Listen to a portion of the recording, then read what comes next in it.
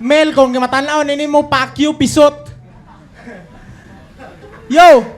Siya gipuli kay Mel, katong MC sa Cotabato na piling malalim para mapagtakpan lang ang pagka-wakgay.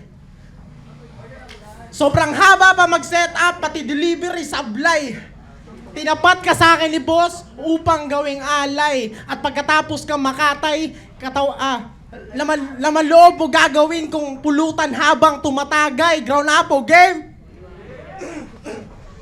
Napanood ko kasi yung laban niya kay Nataraki.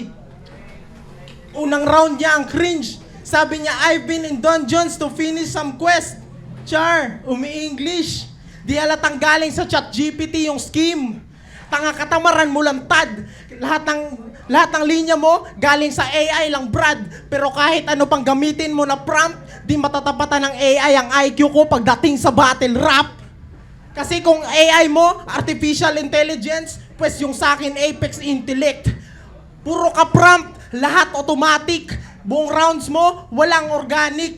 Pagkatalo mo, pangalan mo, X na matic. Unang rounds mo sa torneo, magiging tragic. Malas mo na tapat ka sa hari ng impyerno. Para sa akin, pagka ATS mo, lap trip.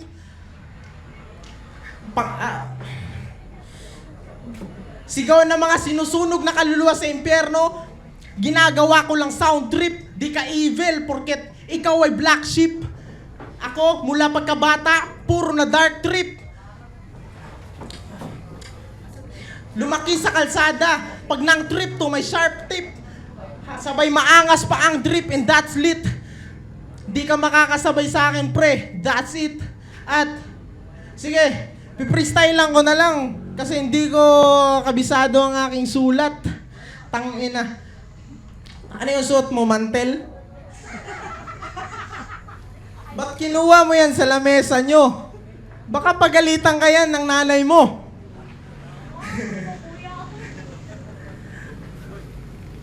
Ano bro? Baka hinahanap yan na yan ng nanay mo.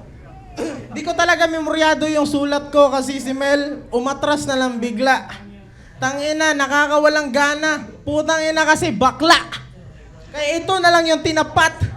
Yung niga na naka-army cut. Tangina, di na ako nakapagsulat para sa kalaban kong mukhang bilat.